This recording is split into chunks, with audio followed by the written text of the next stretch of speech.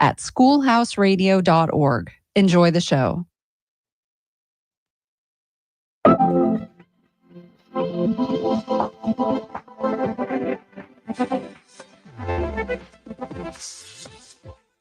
Well, welcome to Beachside Tech Talk. Here we are once again at KOMY 1340 AM, the home of Schoolhouse Radio, and I got the entire team here in the studio. This is the first time, gentlemen. It's the first time that all five of us have been together here. Ted came in from Silicon Valley. He's done with his camping excursions. Nigel flew in from the East Coast. Of course, my brother Dan, my son Malakye. We got our producer Kristen in here, and our other two boys, my wife. It's a full house today, and we love that. This place has been here since like 1947. I saw a picture of it being built. So many conversations. And the purpose of our conversation here at Beachside Tech Talk is to hopefully infuse some encouragement into our listeners and let you know that it's not doom and gloom. We're not headed toward a dystopic future. At least that's not what we believe. We believe in an anti-dystopic future, something that's good for humanity. And we believe in the significance of these tools, the AI tools, the Web3 tools, all things automation. Today, we're going to kick off our show with the following question. How can this technology positively impact our work and our purpose? So if we tie our purpose in life to work, which not everyone can, right? I mean, there's that thought of some people just work for money, and sometimes people, their purpose is just in their hobbies. But for those fortunate enough to have that alignment where what they do to make a living is also tied to what they were created for, what they're made for, what makes them feel alive, that's the goal, right? For any human, is that when you show up on Monday, you're looking forward to it Sunday night. When you leave Friday night, you're kind of a little sad because your purpose is tied up into your work. Maybe because the people you work with, your community, it's where you find your purpose and your calling oftentimes, or just finding the right role. Can these tools help us with that? How can they help us with that? And to make it personal, how have they helped the five of us? So let me throw it over to any of you that want to jump on that microphone and let your voice be heard. Well, it's great to have a digital assistant. It's great to have a digital assistant who can help you with tasks. And even if now the common knowledge worker, not an elite head of state who has, or, you know, an executive who has the budget for lots of assistants, now anybody, including nonprofit leaders like myself who are still in the startup phase, you know, can have a digital assistant, and it's very helpful. I wrote a email communication last night that we send out monthly, and ChatGPT was tremendous help. How about for you guys? How is this technology sparking something positive in your purpose, in your work, or what are you seeing around you? How are you seeing other people leverage technology in a positive way for that area of their life, right? The area where we make money, where we find meaning, where we have a sense of, you know, being productive in the world, doing something that matters. Makes it possible to be more human now. We don't have to do all the tasks that aren't necessary for a person to do, because those are kind of what we would call busy work. And now humans can just do the important human part of it, which is like the being creative and actually making something meaningful. So tell me give me a concrete example of how you've done that recently. You've been more human. I think with being able to create anything, whether that's art, I am not very good at drawing. That is something I do know. But I definitely have cool ideas that I think will look amazing. And I know English. So I can just have access to these tools now where if I have an idea, which is just basically being a human, everybody has cool ideas. Every person on the planet has a cool idea. I know that for a fact. And I also know English.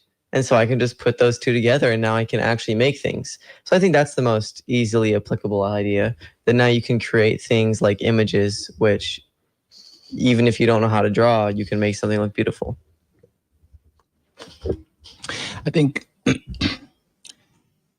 start with gratitude, like I always do. You know, be grateful. for what you have. And I understand it's easy to see what we don't have, but I think technology has certainly given us more perspective, more opportunities to see what we do have.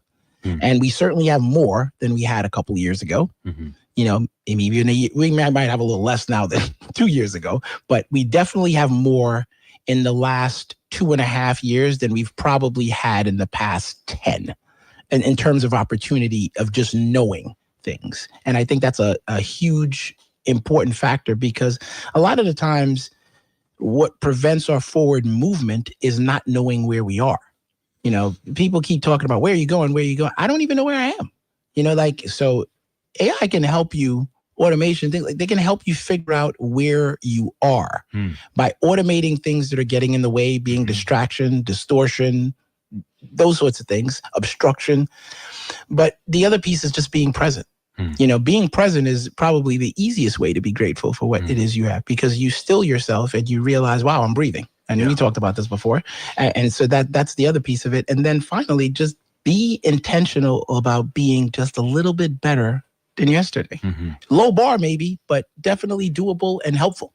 Yeah. What are your thoughts on this, Dan? How can technology impact our purpose, our work? How have you seen that in your life or the lives around you? Yeah, tech is wonderful. I see it growing every day. For me, myself, I used my hands for most of my life, working in building and construction. There's a lot of AI that's coming into the trades now, and I'm even reading some things to where people are becoming such independent. There's a lot of workers or freelance workers are not leaning too much into union trades and joining big companies and stuff like that, because some of the contractors are able to use AI platforms and actually pay for a day, pay for a specific job. So that's leading into people not having to rely on end of week or 2-week payment schedules. They get onto certain construction sites and get paid by the end of the day for how much that they did, so that they can pull out of an account as they see fit, you know, instead of getting tight at the end of the month or something like that.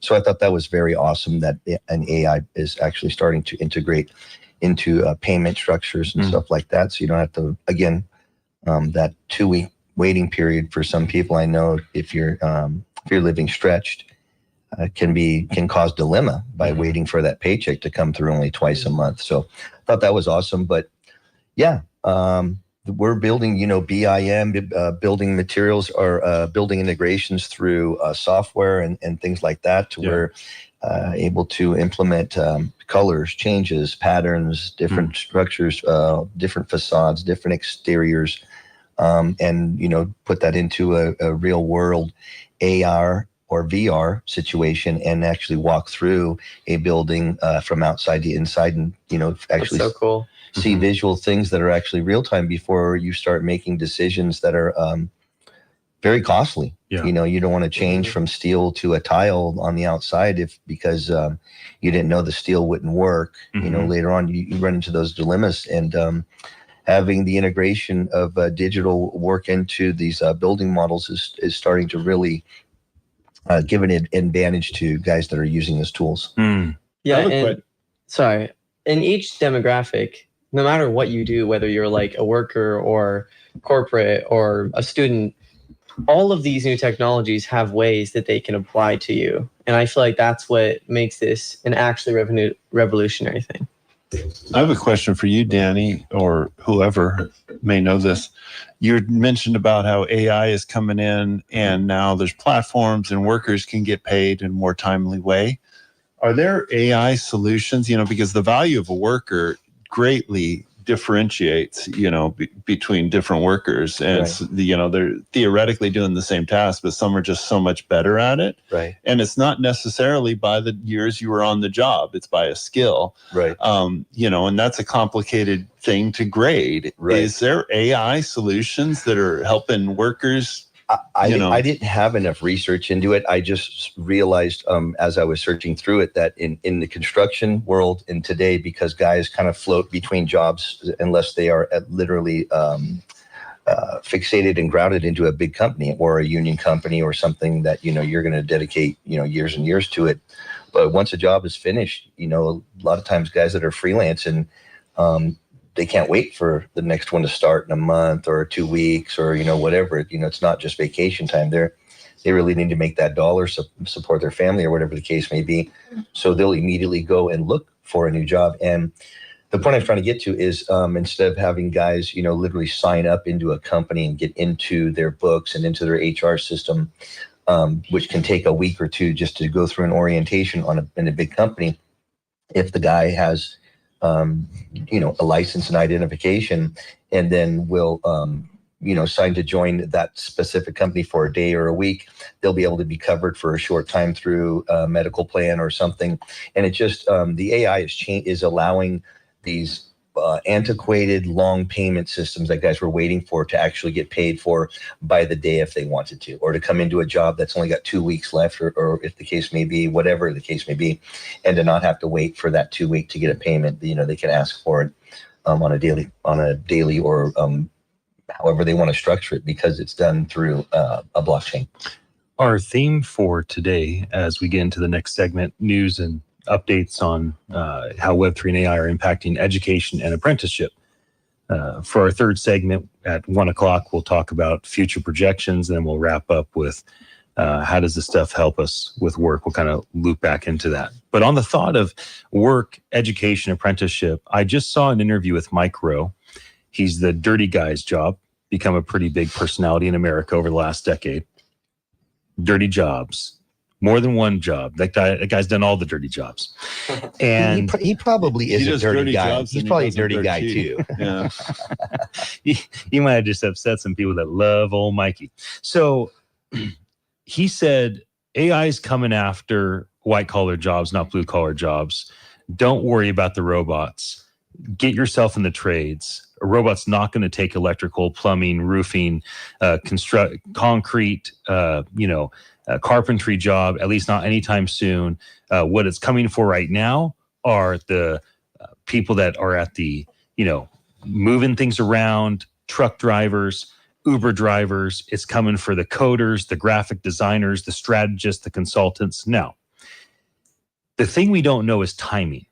I agree with Mike in that it's going to come after these other kind of computer-oriented and manufacturing and transportation jobs first, most likely, because these things can be done with AI fairly easier than having AI in a robot. We don't know how soon a affordable Optimus Tesla robot is going to jump in and start framing a house. We just don't know. And we don't know if that's going to happen sooner than 3D housing happens. So we don't know what's going to happen. But we do get the sense, and Mike believes this is true from what he said, that the trades are a safer place to jump into to make a living. Yeah, that's probably true. Oh, I totally agree with that. Certainly for the next two decades, for sure, probably the next 3 decades. Because we're entering in, this whole industrial reshoring build is not a short-term process. And we have to build it right now. And even if tomorrow the Optimus robot by Tesla is able to do these tasks and become a roofer, you still have to build out the factories to produce enough robots to build out those roofs, which means the robots aren't ready to build out the factories. You're going to have to build them out to build the factories. Mm-hmm. So certainly for the next 2 decades, probably 3 decades, we're into a golden age of industrial trades and industrial build out as we're reshoring all of this stuff that's been happening overseas, which we've decided we don't want to happen overseas. Mm-hmm. And I wouldn't be worried if you're someone who wants to be in construction, because if you like doing something like that, you're probably going to have the ability to just be the manager or the one who gets to be creative or get to lead all the robots, because I don't really see the robots just doing everything themselves. There's going to be some human element to it, at least, where the human's deciding what's going to happen, because these buildings aren't just going to be built just for robots. Robots are, at least in the beginning, going to first be assistants and helpers for the humans. And so I wouldn't be worried, especially now, because like you're saying, 2 to 3 decades is just such a long time. That's like an entire career time. And so I wouldn't be worried in this present moment about anything like that. Preparedness is the word that comes to mind. You're not worried if you're prepared. I remember some middle managers when I was working in an investment bank. They would say, "Oh, I'll just go out and get another job. And, it's not a big deal. Like things happen all the time." Yeah, but what they didn't tell their staff is that they have a 2-year contract that even if they got there yesterday and they get fired, they get 2 years of severance, guaranteed. Mm-hmm. So you can talk that spicy talk that I don't care, don't worry about anything. If you have that, sure. But that's just a sense of preparedness. Right. Now, I do think there's a human element to your point that is going to factor into all of this for sure. Yeah. And it's going to be legislation that blocks technology from eating up all the jobs. As far as the jobs that are going to be taken, and I was listening to a few things that made total sense to me. First it was, I'm worried about skilled, unskilled labor or, skilled labor. Is it going to go one place or the other? Anything that's repetitive, it's open season for AI and automation. The automation part of it, that's been happened. I was involved in creating programs. If I have a better process that uses 10 people versus 1,000, guess what? That's an easy sales pitch. You want to save $800,000? Use this process. It's going to cost you $50,000. Mm-hmm. Sounds good to me. Right. You do the process, bye-bye, no job. And I mean, I know that sounds, a type of way, but that's what we're talking about here. That's not new. That's not even AI. That's automation. That's you just doing a better situation. But you think about it logically. If you know the steps to do any particular thing, you automate it. Mm-hmm. Like, why would you need a human to do that? And it doesn't matter. If basic tax returns, why would you need a human to do that? In fact, I question why we even have tax problems. You have all the data, you have all the processing power. I should be able to just put my information in, get me the most money, and keep me out of jail. Mm-hmm. That's the problem. Done. I can't. I would love for someone to prove to me that that's not actually possible now. I think people can maneuver and stack the deck and put their thumb down but these things are possible. So trades, sure. I think where trades are going to win big is because not everybody's going to be able to afford the big companies. Mm-hmm. So yeah, it's cheaper, but if you're buying, it's like bulk. I'll sell you this cup for 10 cents. If you buy 1,000 of them, well, I need one cup. Well, that's $800. Mm-hmm. So that's where some of the trade-offs come in. So I think being prepared, and if I was someone in a corporation right now and I was working, I would take AI to make sure I ticked and tied all the things that I do. So it's, Doge, that whole concept. What have you done for the past year? Easy. If you've done something, if you've done nothing, you got problems. But, that's an easy thing. And then look at what those skill sets are and then compare it against what is out there and salary, actual work, practical, experience versus just talking, those sorts of things, because you start to find you right back to the gratitude for what you have, but you don't know what you have until you know what you have. Mm-hmm. Last week, Microsoft released the top 40 jobs that were potentially at risk and the top 40 jobs that had, in their opinion, the least amount of risk. So let me just read some of these 40 jobs that have the least amount of risk. So here's what we have. Phlebotomists. I think I said the word wrong. Nursing assistants, hazardous material removal workers, painters, plasterers, embalmers, plant and system operators, oral surgeons, automotive glass installers, ship engineers, tire repairers, all sorts of different maintenance workers, equipment workers, packaging, machine operators, dishwashers, cement masons, supervisors, firefighters, industrial truck and tractor operators, massage therapists, tire builders, roofers, maids, paving, logging, motorboat, floor sanders, pile driver operators, railroad, anybody in the laundry business, water treatment plants, bridges, dredge. These are the jobs that Microsoft say are the safest of all the jobs. And these are the jobs that Microsoft has said, people should be mindful that these jobs may not be have a long shelf life. Interpreters and translators, historians, sales representatives, writers and authors, customer service reps, tool programmers, telephone operators, ticket agents, broadcast announcers, and radio DJs. We're in trouble. Brokerage clerks, farm and house management educators, telemarketers, concierge, political scientists, news analysts, reporters, journalists, mathematicians, technical writers, proofreaders, copy makers, hosts and hostesses. That's interesting. Editors, business teachers, public relations specialists, demonstrators. Not going to get paid to go demonstrate anymore. Product promoters, advertising sales agents, new account clerks, statistical assistants, counter and rental clerks, data scientists, personal financial advisors, economic teachers, web developers, geographers, models, market research analysis, public safety telecommunications, switchboard operators, library science teachers. These are the jobs that may be most at risk, according to Microsoft, when they released their report last week.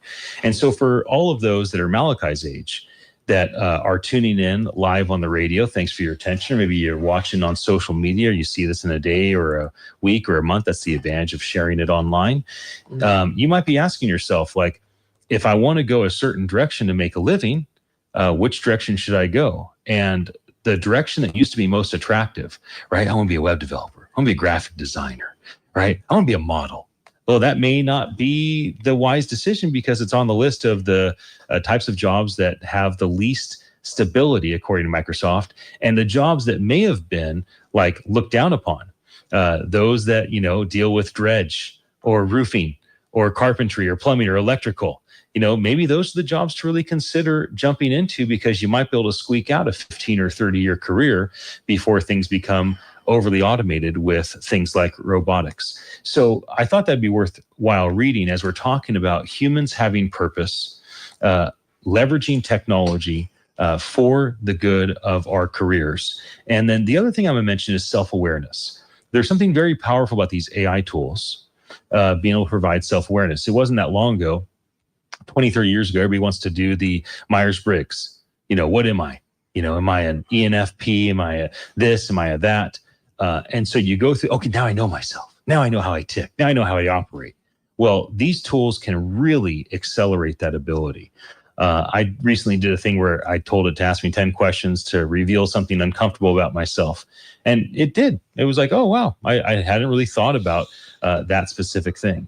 So I think there's a lot to be said about self-awareness as well. We have about another minute before we go to commercial break. Any other thoughts from you guys on how technology might be able to empower us, help us in our purpose/career?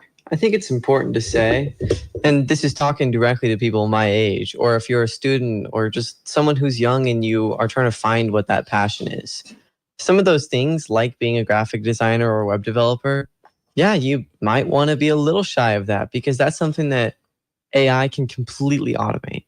It doesn't really need someone, you need ideas, but the person who it would be hiring you for being a graphic designer, they don't really need to, because they can just put their ideas themselves. There is no need for a middleman anymore. But things like writers, no way. That is not going away. Because why would someone see, okay, this book is written by AI entirely. Okay, maybe it's a good story. This book isn't. They're going to want to listen to human things. So that's an important thing to always acknowledge, that being a human is actually valuable when AI is becoming a thing. We'll be back again in just a moment here at KOMY, 1340 AM, home of Schoolhouse Radio.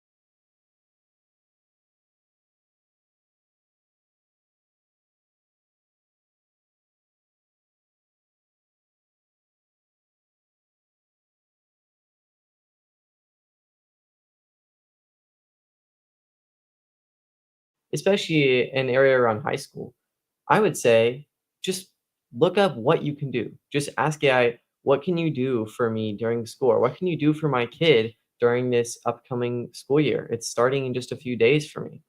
And I would say there's so many things. One of the most obvious ones I'd say is it being able to make a tailored quiz to you. Say, for me, I'm going to be taking a class on international relations, which I'm pretty excited for. And I don't really know a lot about that yet. So, one, I could get an entire briefing on what I'm going to learn mostly for that year, which is very useful. And also, it can give me a quiz while I'm actively going through that throughout the year to find out, okay, this has been a little struggle. Can you make something that's fun? It's almost gamified that I can really enjoy doing this quiz. Things like that are why this is actually going to be a reality and it's going to be so big. I think about in things in corporate and just advertising of AI in general, where we see a lot of sound bites and headlines, and that's great. Helpful. I'm glad that things are happening, and and people are using the tools. But I often question, what are the competing interests, and what is the ultimate goal of some of these things? Is it just the advertising? Is this, oh, okay, I'm going to do this for 100 people and then I'm out? I got the headline, I got the juice off of it. Or am I trying to build something that's a bit more sustainable? Because as much as we can use AI to do things and help us along with school and other things, and I'm not knocking school. I love education, but school's not necessarily education. I think it's a place where you could go to learn. My question is, as you ask more questions, as we just simply use AI more, you're going to become more inquisitive. I think it's almost inevitable. At some point, at least it happened. Well, it happened for me pretty fast, but you ask yourself, why am I doing any of this? And that's a fair question. It's a completely fair question. When you're in a corporate setting, you want to make money. Well, I think, to your point, Ted, about purpose, right? You start to, I think a great attitude helps. But at the end of the day, if you're doing something for making money, then do that.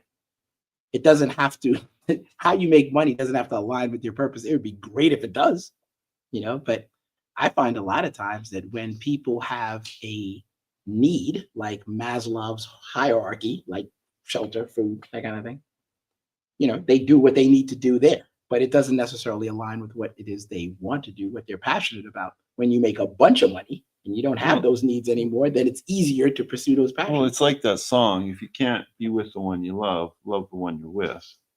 And yes, there's nothing wrong with doing work for money.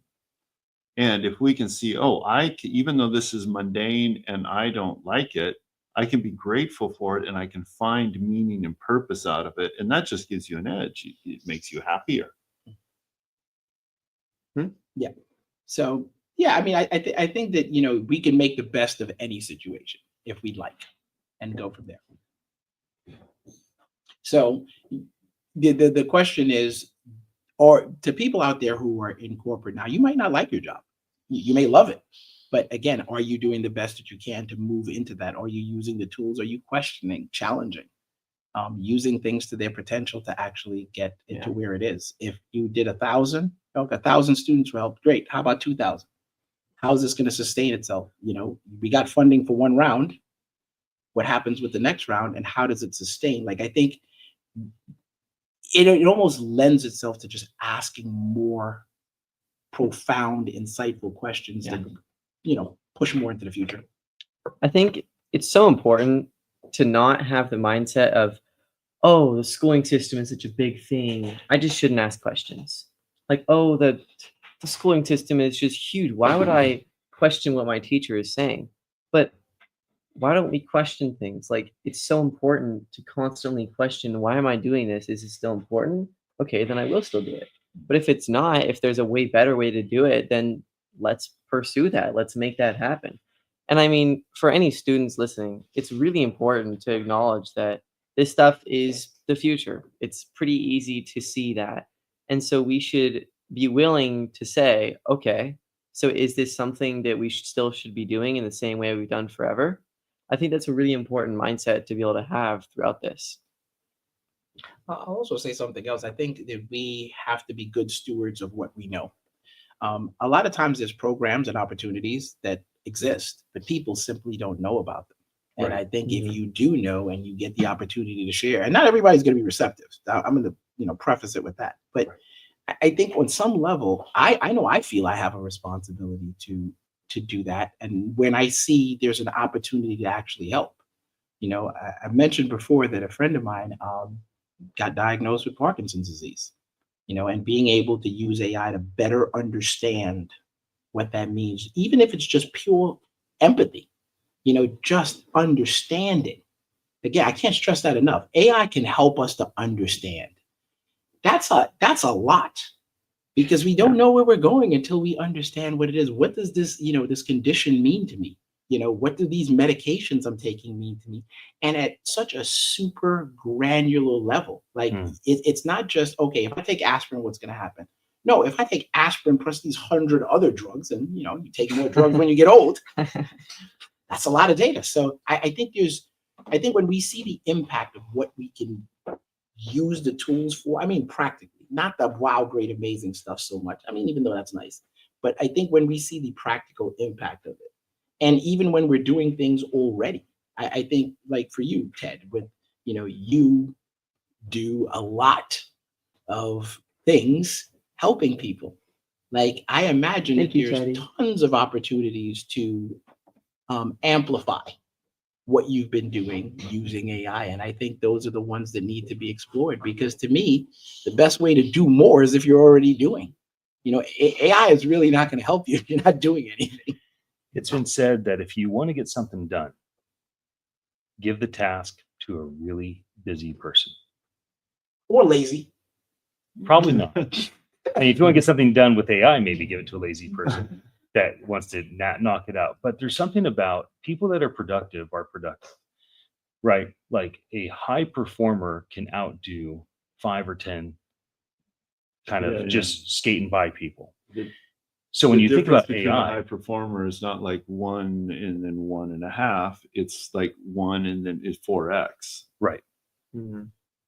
So when you think about AI, if you give AI to a bunch of people that aren't engaged in school, aren't engaged as teachers, they don't really care, it might spark them. And that's kind of my hope, is that boredom falls off the cliff and it sparks them. But if you give AI and these tools to the highest performing students, to the future valedictorian and future salutatorian, and the one that's going to win the award for the greatest teacher in Santa Cruz County, or the greatest teacher in California, or they win the universal global galaxy award of the greatest student, whatever it is, and you give them these tools, it's going to accelerate them to a maxed out level. And oftentimes these are the people that are the forerunners, right?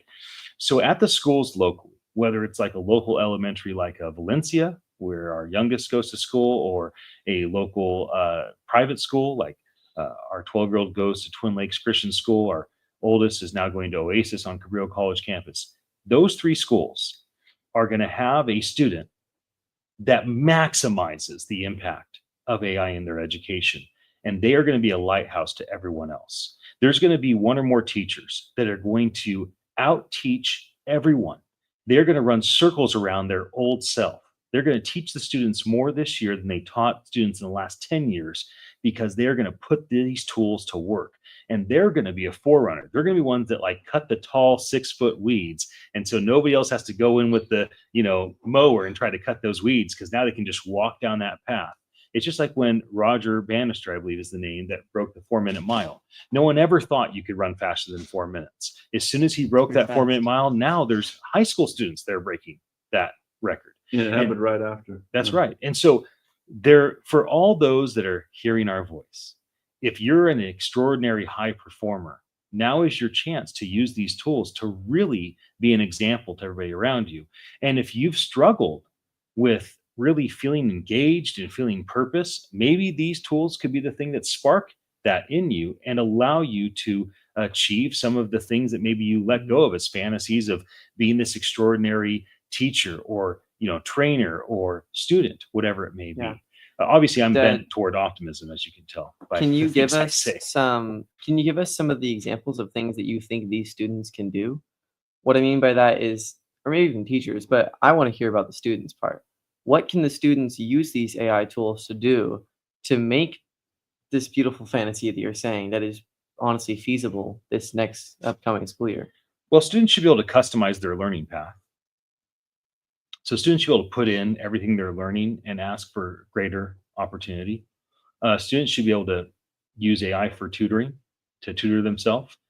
They should be able to figure out their path of compensation and making money in real time as their students.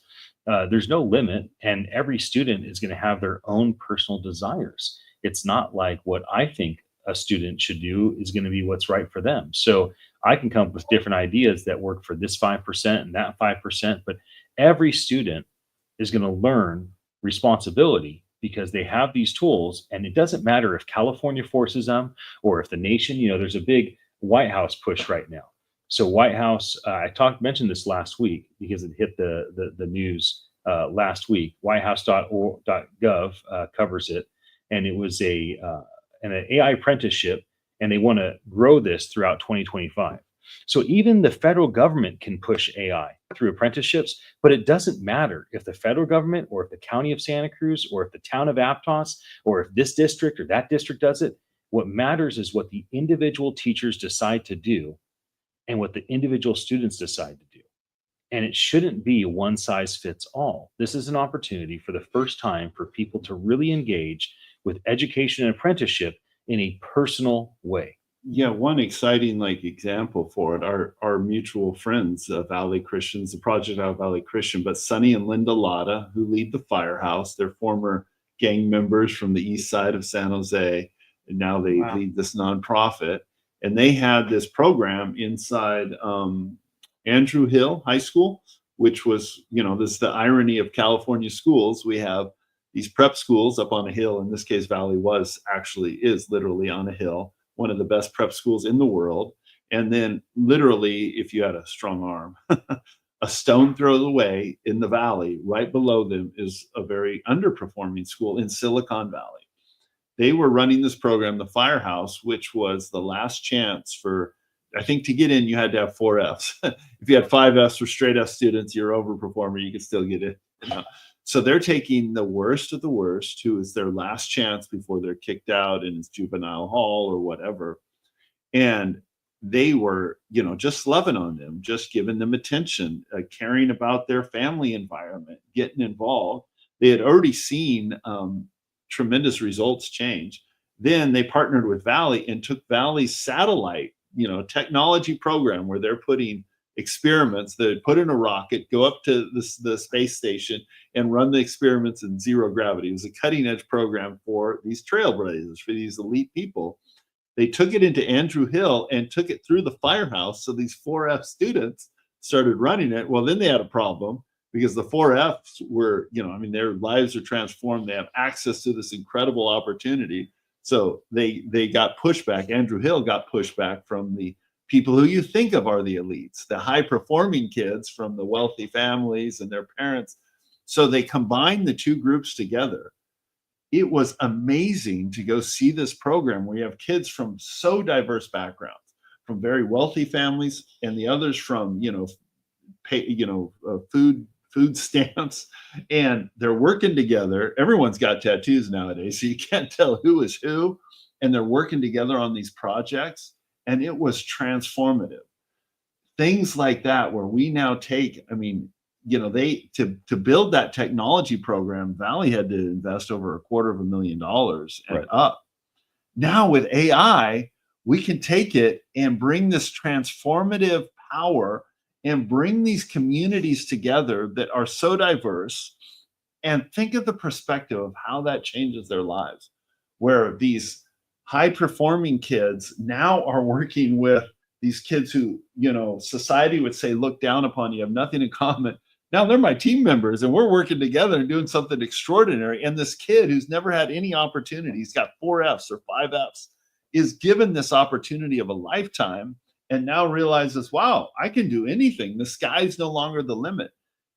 The point with AI is now this is democratized, and we can do this without a $250,000 budget. You don't need much of a budget at all. It's just given to you. Wow, that's an amazing vision. I went to their graduation at Valley that Cliff, who runs Valley, and Linda and Sunny invited me to. And I shed some tears. It was really powerful to see a bunch of young kids that their expectation, and they would even come up and they'd talk like, I just figured I'd be a prostitute. I just figured I'd be a drug dealer. Like, I just figured I would die young in prison. Like, that's what all my cousins did. Like, that's what my neighborhood did. Like, I didn't think there was any other way out. And for me, getting 4 or 5 Fs, like, that was to protect myself. I wasn't going to try in school. Then I probably get jumped. And it's like, now for the first time ever, I have hope for a future. I just got an internship with HP. I remember just thinking, wow, what a transformative thing. We're going to head to a commercial break for about 10 minutes. And Malakye, you want to let us out? Why don't you say bye to everybody as we take a short break? Yeah. I mean, if you're a student, just get ready. I think it's going to be so revolutionary what's about to happen. And so thank you for listening. I think we just had a great hour. And these updates really show that Web3 and AI is supercharging education and apprenticeship with fresh skills and opportunities everywhere. So tune in about 10 minutes.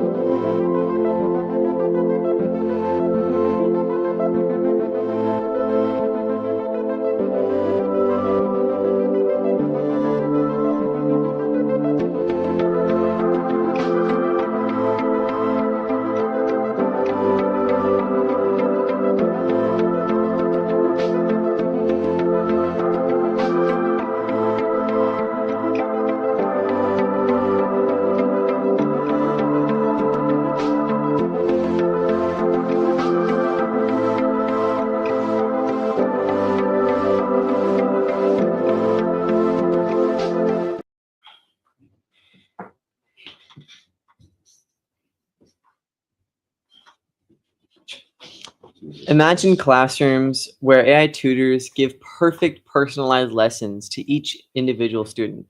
And Web3 badges can unlock global gigs instantly, making it so you can own what you're doing. That's the future that we're chasing. I'm pumped to show how Web3 and AI is going to flip the education and apprenticeship upside down for good. So let's dream big, because we can. AI is going to make this an amazing future. Yes, we can dream big.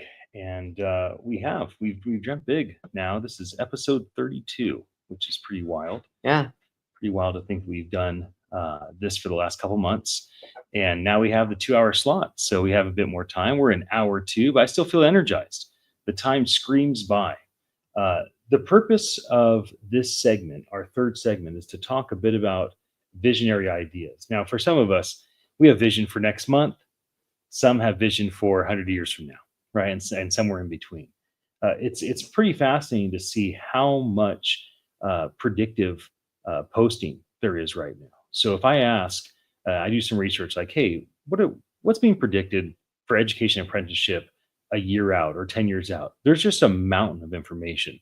It doesn't matter if you're in the nonprofit space, as Ted is, if you're an athlete like Malakye, if you come from a corporate background like you, Nigel, or you come from more of an entrepreneurial construction background like Danny, or you are a tech guy like me. I mean, there's something for everybody when it comes to predictive, what's going to happen in our industry around education. Any big predictions, any big vision that you guys either have had lately around education apprenticeship, or that you guys have seen or heard or read? I'm gonna just jump in here. Please. Maybe laugh. I think I would predict that people who don't believe things can happen are going to be in for some pretty rude awakenings. Not necessarily positive or negative, but just they're going to be enlightened in a way that, I'm going to tell a quick real story. And the purpose is anyone who's working, don't make AI more than what it is. Don't let AI define you. Like that. This is, and I'm starting to see this actually play out. You start putting things about yourself in AI, some people are like, well, I'll put this in and, it'll start to, shape it.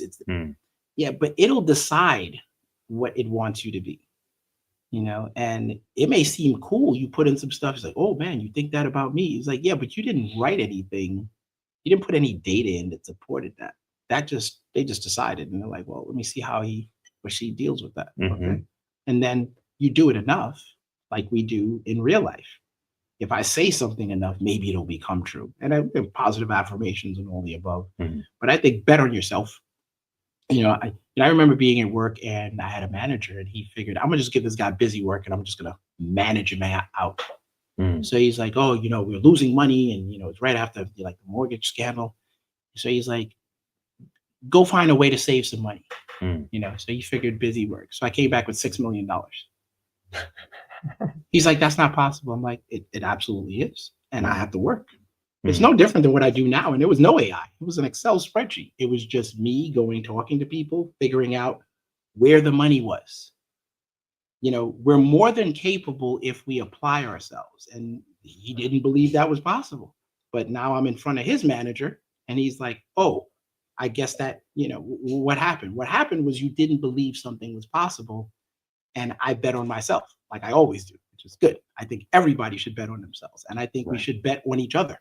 If you're in a relationship and work and you have a mentor or somebody who looks out for you, or, you're their apprentice, whatever the case may be, I think one of the true benefits of AI is finding the synergy, finding ways we can cooperate, not just collaborate with the word. Oh, everybody wants to collaborate, but then people aren't cooperative. Like there has to be this harmony, if there would, of finding things that make it make sense.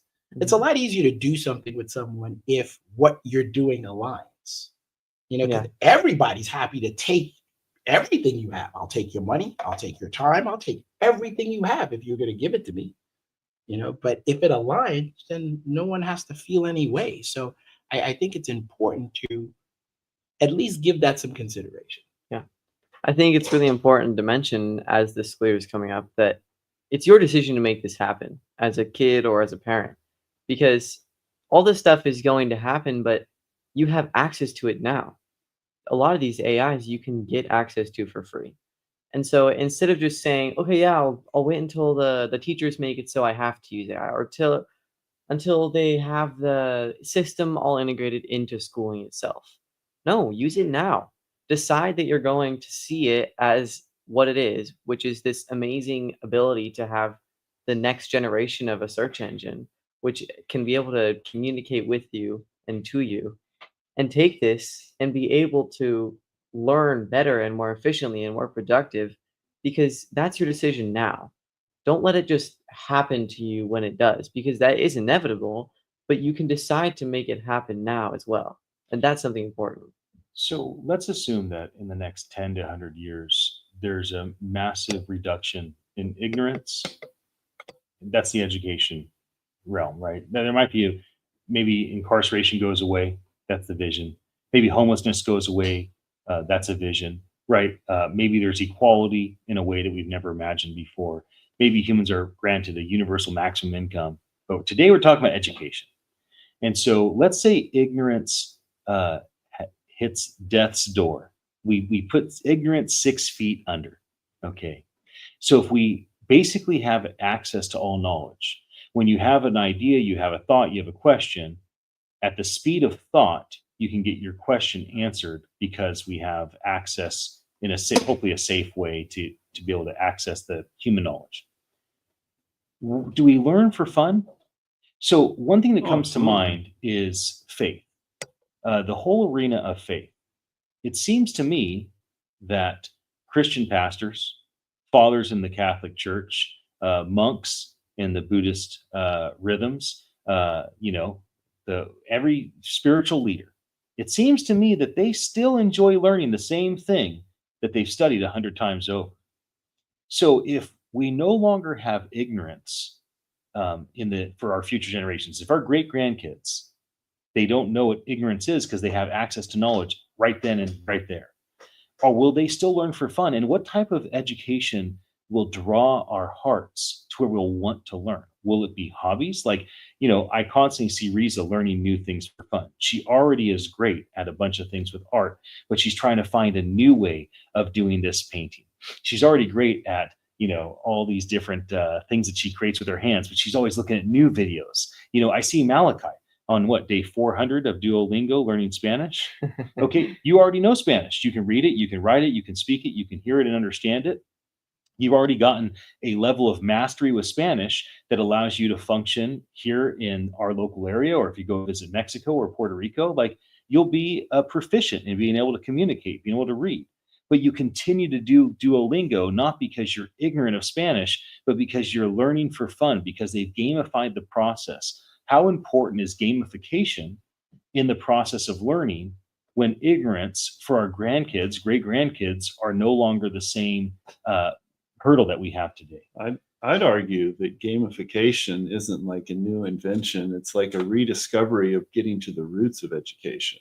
So you look at mammals, like you look at dogs, you look at lions, lion cubs, they're playing, they're having the time of their life, they're fighting, they're tussling with each other. What are they doing? They're learning how to hunt and playing and learning. And so like what I see happening with AI is basically democratizing some of the coolest cutting edge educational opportunities and making them available to everyone. Like, so within homeschooling, one of the cutting edge homeschooling models is actually called unschooling, where you don't school the kids, you just let them play and discover. So you go visit some steam engines and they're all into trains and they're playing with trains. You get them trains. Well, now you teach them math and they're learning about physics and all that and engineering. And the kids grow up and they never differentiate between learning as being a drudge. Oh, I have to go to school, I have to learn, and learning being play. And learning and growing is just the natural way that we were designed to learn. We've evolved to learn. And I see now AI taking that opportunity that's not just because unschooling is for, it's difficult. How do you scale that out for the public? How do you have public schools around that? Well, now we have the opportunity to customize the learning around each person, leverage the people, give families more bandwidth to be involved in their education. And I think, it's going to be the funnest part, and you make yourself go to school and endure the negative part for the social connection, for the sports, for the things you enjoy, right? I see in the future, school is just the funnest place to be. And you're learning everywhere. And the school begins. The other thing, here's another prediction.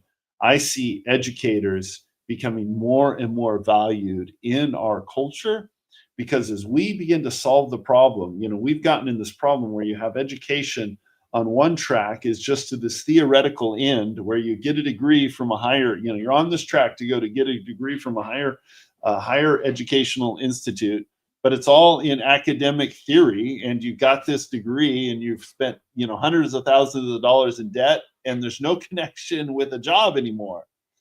As we solve that issue, the educators can show their value, because apprenticeship and education are tied together. And now we're going to start valuing educators the way like Finland values educators. In Finland, educators are viewed like doctors or lawyers. It's very esteemed. They don't necessarily make that much more money comparatively than here, but they're attracting the best and the brightest because of the way their society values education. In Finland, if you don't know, has the world's best educational system. And so how do we create that in every other country? So how do we get to where educators, teachers feel a level of honor, therefore their output to the students is transformative, and Finland starts having real competition on the best education in the world? I think to directly address the original question, it's about application. I don't think about learning for fun. I think about learning for application. You're interested in something and the intent is to apply it. Like, I just got this really cool bracelet that Riza made, and no AI. Rolling bracelets. Here's a case in point. Creases into the bracelet thing right now. There is no bracelets. AI that can make a bracelet to me that's going to be better than this, because someone took the time to make me a bracelet. Like, it's what you value. Like, if I went to a store and someone's turning out 1,000 of these, that's but this now has meaning. Right. And it's not the bracelet could be exactly the same, but it's not. Right. So I think the idea is about application. Because when she made that one, in her head, she was chanting, Nigel. So maybe. Well, Right. You look at a technological application of it, I'm feeling the same pride in this super cool t-shirt I'm wearing with this panda on the front, because this was technology empowering Ian, who is an artist, but isn't necessarily a craft artist. That's not his thing, but he is an artist and a visual artist. He worked with AI and with designers, and using technology to connect with different designers to design this amazing panda, who's the mascot, the noble panda, the mascot of Attention Live. And he then, he was able to go and through technology print this on t-shirts, and now I get to wear this amazing t-shirt that's a work of art. right. I got a couple of those t-shirts, but the bracelet still wins. Because Ian didn't make if Ian made the shirt, then now we're talking. Now we're talking. And I have a few shirts too. I bet you if I gave you and you only had a bracelet and a shirt and you had to go see the president, you'd put the shirt on and not just the bracelet. You don't know me too well. I would do it just because. Like again, what did I say before? People think things can't happen. But here's a point that I thought about as we were speaking. Think about the greatest lessons you've ever learned, the ones that stick with you.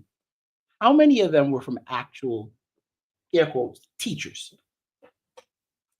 I mean, that's such a fair point. That's the kind of thing that, like I was saying earlier, it's okay to ask, is this massive thing really worth it still? Is the same schooling system really something we want to stay with? And it's a very valid question when you think about it. We don't have to just keep bending a knee to what's been there forever. It's okay to change it. And Dad, I was really fascinated with the question you asked about what can we do to make it so we're like Finland, or that every other country can be like Finland? How can we make that happen? And I kind of want to hear what your response to that will be. Well, I think it starts with honor. So I think we need to have a culture that honors teachers. I think that the honor should be in their pay. I think that's a great way to show respect and honor to people, is to compensate them. I think the honor should be from the parents of young students and from the students themselves that are adults, that we have cultivated an environment by which teachers are constantly reminded of the gratitude and thankfulness that people have for the education that they're getting. I think the honor goes from the federal government down to the state, down to the county, down to the town and the city. And so if you start with honor and respect, and teachers feel honored in a way they never have before in a specific society, that will result in teachers really rising to the occasion. So, How can we make that happen? I can think of one practical thing, like Valley Christian School. They're a Christian school, but they're not exclusively Christian. A large portion of them are people who just come for the education, and their theory is excellence brings influence and the quest for excellence. But they've done an amazing job of being a bridge of leveraging assets in the community that are automatically available for high performing schools. So, but now being the bridge to now make those available for schools that are in zip codes where the schools aren't as performing. And now you have the community getting involved and bringing resources. So like a Lutheran pastor in a small Lutheran church that did not have a very large congregation heard about this Firehouse program. They were across the street from an elementary, I think it was a junior high school or an elementary school. It's like, I wonder if we could run that program there. And so Valley was and he got volunteers through his church and just by posting on LinkedIn. So his felt need is to be a pastor to the community, to go beyond his aging congregation, make them more relevant to the community. He went across, he built a relationship with his neighbor, which was the public school there. And now this resource, he was the bridge, and Valley empowered this community member who wanted to do good in the school to now, rather than come and say, hey, I can serve mass or do devotions, that's what I'm good at. No, through this relationship with Valley, I can give you access to this state-of-the-art technology. And that was transformative for the school. So just like any local church could have a night where they honor teachers, and they bring the teachers in and have a banquet for them and ask them, what can we do for you? That can go so far. And just that when the teachers know, and it doesn't take a lot of budget, it's just the desire to care, just telling them that, and then ask them, how can we help you? That would go a long way. And, to transforming local education. I think the culture is very oriented around, and I'm saying this as a student talking about students, is that the culture is very oriented around teachers are like a grudge. Like school is a grudge, but it's a lot because of teachers. And that's kind of weird thing that has become what people commonly think. But how can we revert that to the vision that you're casting, Dan? If I can jump in, I think again it's going back to acknowledging we have many teachers, and some of them are going to be more invested. I think your parents are going to teach you more.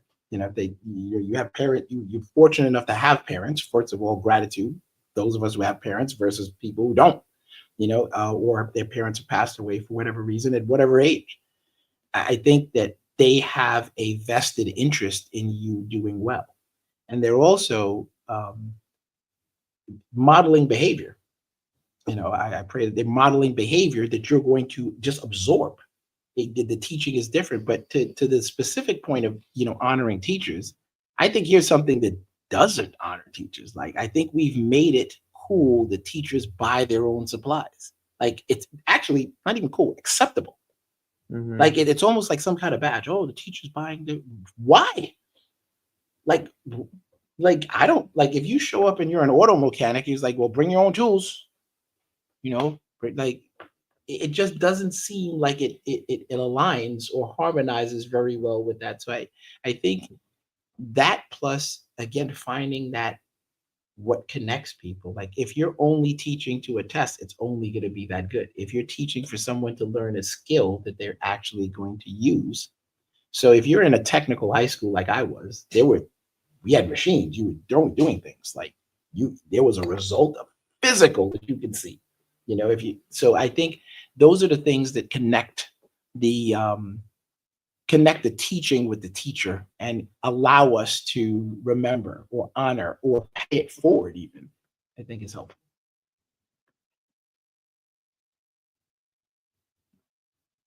Oh my God, this is fun. Everybody's giving each other the yeah, we eyebrows. just had a little moment. How about you? You want to say something about this?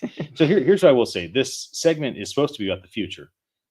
And so we remind us once again, as we have about 2.5 minutes left, let me run down some big ideas a decade from now. If you are an executive, imagine AI evolving into lifelong executive coaches that follow you throughout your entire career.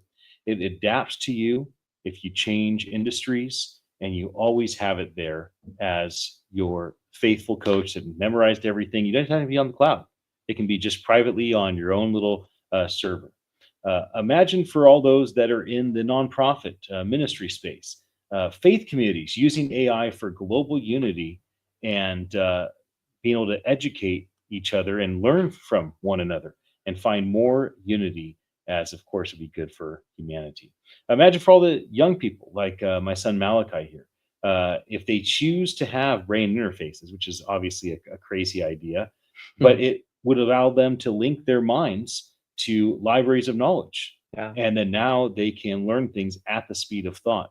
They can type things at the speed of thought. They can create papers at the speed of thought. They can create images and videos. They can maybe even absorb things, talk about reading 100 words a minute, talk about watching videos at 2x speed or listening to podcasts at 4x speed. Well, these brain interfaces allow us to do it at 10x or 100x speed. You think about the Matrix movie. He plugs into the system and learns karate. He plugs into the system and is that the future? And can that future possibly happen in a way that is not dystopic?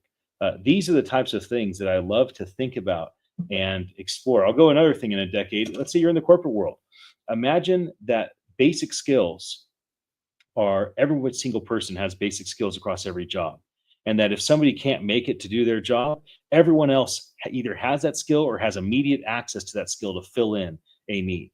Imagine a world where every single person in the corporate world has a mentor and one or more mentees. And so no matter what happens to someone, their legacy is ensured because they're always mentoring different people in their same corporate environment. And finally, imagine for those in the trades, those that are entrepreneurs, Web3 guilds for contractors, for those in construction, where they can share knowledge peer-to-peer forever, and that knowledge grows and grows over time.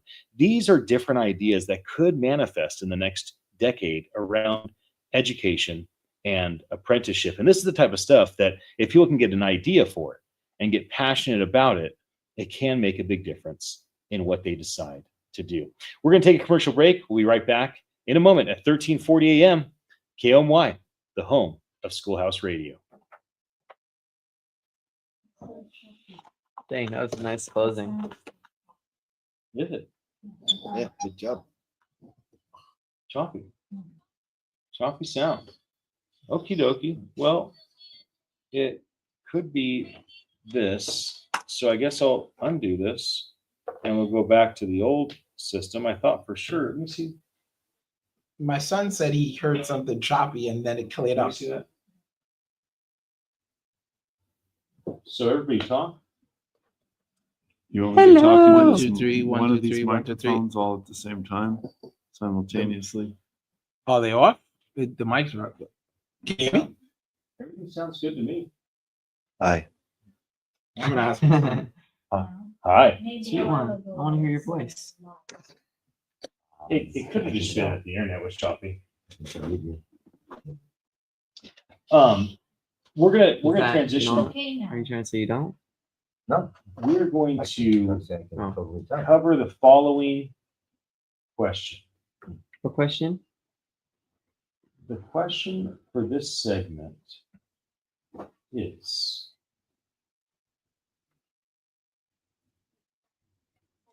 here it is. How can Web3 and AI empower us to work well? So this is all based off of the 1440 Multiversity, where we're about ready to do an event.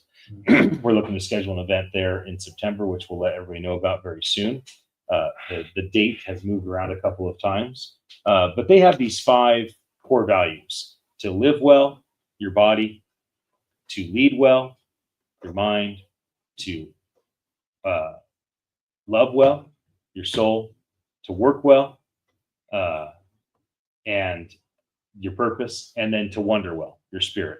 So much like I often talk about our spirit connected to God, our soul connected to humans, our mind connected to ourself, our body connected to the earth, our purpose connected to our destiny, they've baked in these core values as live well, lead well, love well, work well, and wonder well. So today, based on education and apprenticeship, the idea is to work well. So I thought it'd be nice to wrap up our time together, just talking about how can we work well with these tools. You know, I do think that it's easy for us to overemphasize AI, because AI is so extraordinary right now. It's the hot thing. But I think a lot around work, education, and apprenticeship is going to be tied to these Web3 platforms. I do believe that companies like Coinbase are going to end up doing, extraordinary things for people with their careers. Coinbase has the backing of the current administration in a big way. Coinbase is the largest exchange in, I think, the world, certainly in America. Coinbase has just announced that they're going to put over 1 million new base meme coins on their platform, and that is going to likely create a onslaught of transformation where people go from Google and Apple charge 30% if you build apps in their ecosystem. Base charges 0. So you're going to start seeing all kinds of games, all kinds of apps. Wait, they have an ecosystem? Yeah, they just launched their base ecosystem. What is that, like an app? Well, we're actually co-sponsoring their whole entire event, CIK, in August 20th. Sweet. So we'll spend 4 days with their 5 days with their entire team. This August? Yeah, in 3 weeks. Oh, wow. Yeah, it's a big deal. Wait, can you tell us more about that? Where is it? In San Francisco. Oh, it's local. Yeah, it's amazing. Yeah, everybody's flying in for it, and yeah. Everyone involved in Coinbase and the base ecosystem will be there. And they gave me a big stage slot, so I'll be speaking, I'll be interviewing, and I'll be doing the media room and all that jazz. All right, everybody, we're going to turn these radio mics back on and dive in.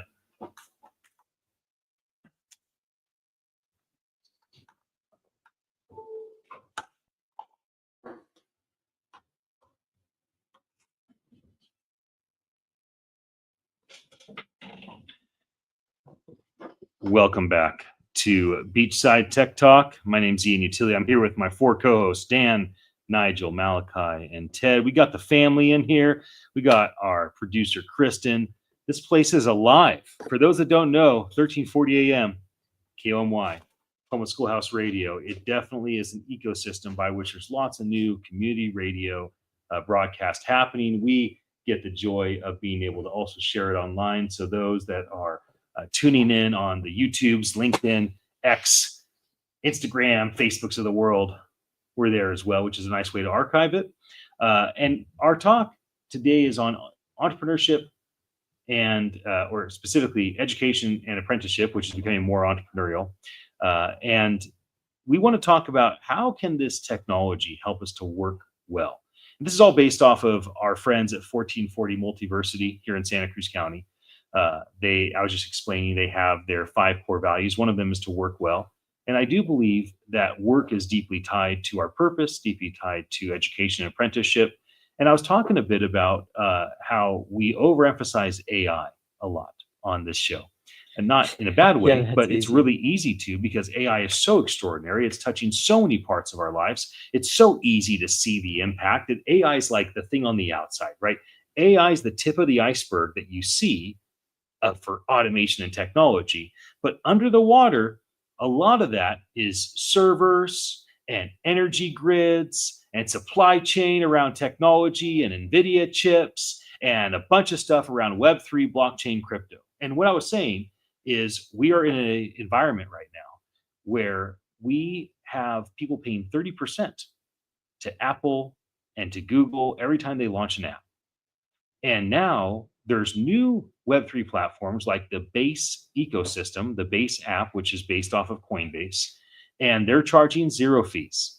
So I guarantee you, as soon as some of these iPhone and Android and Samsung games and the Duolingos of the world and the education systems of the world and all the different tools that are paying 30% every single time somebody downloads the app and pays a fee or does a fee inside the app to buy something, when they can either pay 30% to Apple or Google or pay 0 to Base, they're going to start trying to explore, well, how do I do this Web3 thing? It sounds like this is the future of building applications. Once it seems so obviously useful, something like that just happens. Right. But how does that work logistically? Because wouldn't the Base thing be its own app on the App Store, but then the Apple company would be taking the 30% just off that? Like, how does this work? Oh, I see what you're saying. So you're saying Base is an app in the Apple Store. So Base is going to be paying their 30%.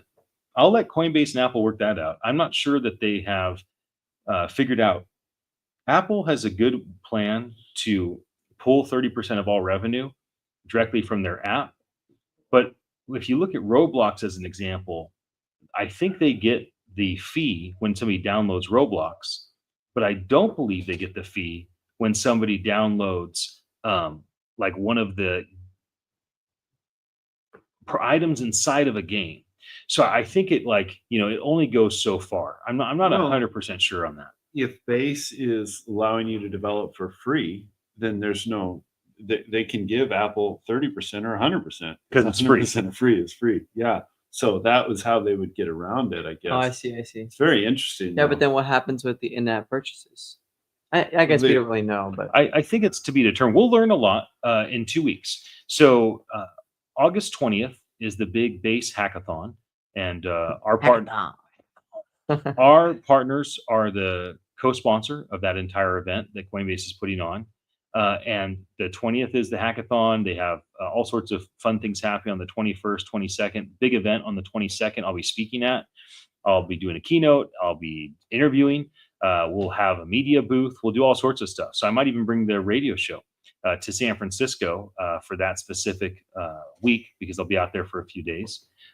We'll see. Maybe I'll drive back and forth just to be here at the radio. I'd love being here at KOMY. Wait, what are the dates for that? Wednesday, August 20th through Sunday, August 24th. And there's different things happening every day. It's going to be a big deal. We'll learn a lot. At our company, Attention Live, we already have integrated our entire media software product into the Base blockchain and into the Base wallet. So we've been way ahead of the game. We've been working with the Base technology ever since Jesse launched it about a year and a half, 2 years ago.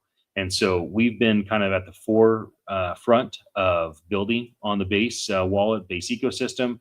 And so we have a big advantage in that regard. And it's an exciting time. So for the Base ecosystem, it's like the Mac ecosystem when he first dropped iTunes and everything changed. Because now all of a sudden, instead of spending $17 for a CD or a record or a cassette tape, you could buy one song for 99 cents. And that was revolutionary, that idea. Right. So we're going to see a lot of those types of things. Back to the topic at hand. How can technology help us to work well? And maybe it would be helpful if we just even defined, what does it even mean to us personally to work well? When you think about working well and you lay down at night and you say to yourself, man, I did so good working today. I worked well. Or you lay down at night and you think, gosh, today was a dud. I gotta do this or that differently so tomorrow I can work well. What does it mean for you guys individually to work well? Individually, I think it's pretty easy, because no matter what happens, you have only yourself to blame. Like, there's no other entities around to even complain to. You just there in your lane and you're doing your thing. Hopefully you're doing something you enjoy, or it's going to be a pretty miserable experience, but that's your choice. That's where you're going. I think in most applications, and for many people at least, our work involves other humans, and that's when it gets a little bit more interesting. And I think working well looks like cooperation. That's it. To me, I've found that you're going to get more done in a cooperative environment than you are in a less cooperative or non-cooperative environment. That's just, simple math. And I think even though it still may not be easy, I think the sweet spot to me is when there is a common understanding, there's a mutual respect, some ground rules to not cross boundaries, but an openness and transparency enough to say what you mean, right, and not feel like you have to hold back because someone may take it the wrong way. Like you've established a trust that allows that to flourish. Because what I find challenging is when, well, let me go back a little bit. The first thing I tell most people I start working with is, tell me how you feel, exactly how you feel it. If you're like, this is trash, tell me that. We can skip all that, because my goal is to get to the stuff. I'm not gonna feel bad about presenting 100 ideas and it's the 100th one that gets it. I just want to know that I'm not spending time on the first 99 and you already knew that they weren't going to work simply because we didn't have the conversation. And that's where I feel it becomes harder, because now you're working even before you start working. Not helpful. Like if I have to work to communicate where I wouldn't have to if we were just being transparent and focused on the goal, it's less work. I think when you ask what is working well for you, it's completely different for me. And I don't know if this is something that applies to a lot of people either. But for me, it kind of has less to do with what did I do today? Like, did I get this done? Did I do this well? I think for me, it's more of, was my mindset where it should be? Because, and also this has a lot to do with me being young and I'm still trying to find who I want to be and how I'm going to do that. But did I do this well doesn't correlate as much of, did I get this task done, as more it correlates for me with, was my mindset in the right place to be able to do this? Because like you're saying, Nigel, it can depend a lot sometimes on other people. And I don't want my working well to depend on other people. It should depend on what I did. Did I work well? And that is based off of my mindset and how I handled something. And so when I go to bed or something and I'm thinking, okay, what did I do today? I'll try and imagine, was my mindset good here? Yes. Okay, great. I'll do that tomorrow again. Was it not? Okay, what did I do wrong? And I need to be able to fix that. And that's something that I think makes it so that everything you're talking about becomes way easier to be able to just integrate into the rest of life. Assessment and accountability is what I heard there. And I think those are two things that are very important, because ultimately you're going to deal with. Good job summarizing.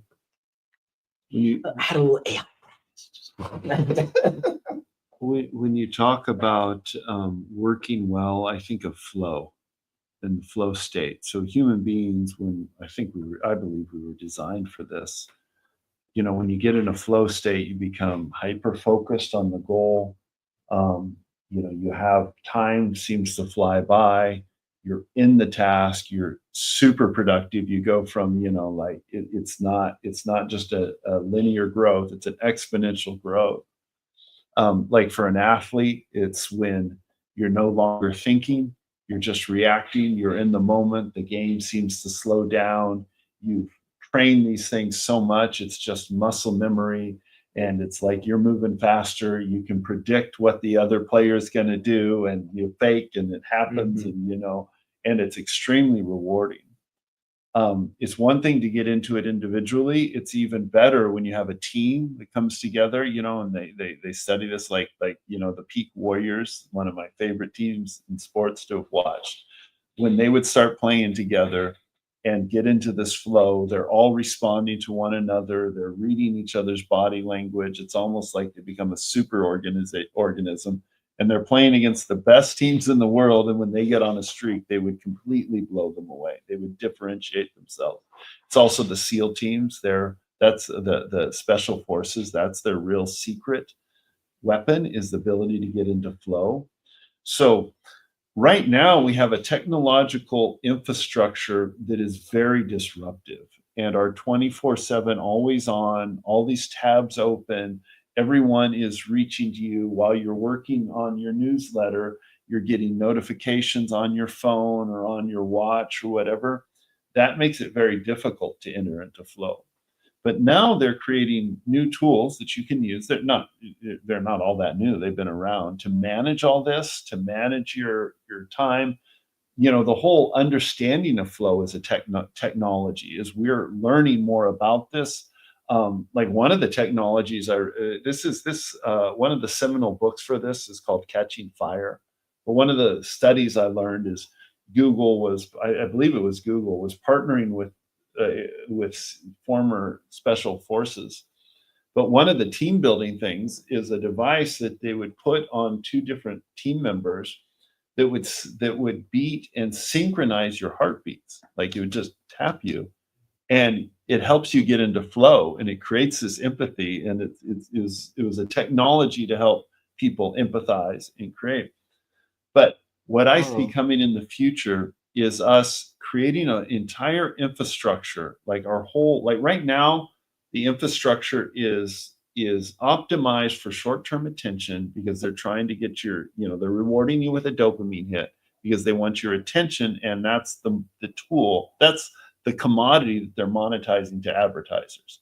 And that's been the core underlying economic system behind the whole Web2 thing. And so we've optimized around that. So now we're having to fight against that. I see the Web3 now being able to create a whole ecosystem that is not built around short-term attention span because they're commoditizing your dopamine rush, where you see a shiny object and you're just there for a little bit, and they're selling that little bit of distraction. But instead, reverse engineering and creating a ecosystem that is designed around flow. So now, rather than trying to build tools on top of it to fight against the current, the whole current is going to lead us to empathy, towards collaboration, towards honest conversations like what you're talking about. That's how when you have a team that can be frank and direct with each other, and there's this deep trust, and they get through the 99 failed attempts to find that gold so much quicker, and that team becomes uber productive. When we build an ecosystem around that, now that's going to unlock incredible human productivity. And that's what's so exciting about it for me. And I really see the future is not AI, or it's not either or. The real future is when we work those together and we have tools to unlock this human flow, this human productivity. I see the passion with which you're talking about that. I see you're smiling a lot, and you're really, you're really in tune with what you're saying. And what comes to mind immediately, one, I think the technology is already here. It's a little more manual, but it's still working. Yeah, the technology is here, but the ecosystem is going one way. It's not the ecosystem. But that's like you said, by design. Oh, so definitely here's a been thought. designed. Here's a thought. If you took the essence of Shark Tank, people pitching to investors, that kind of energy, and you applied it to everything you do.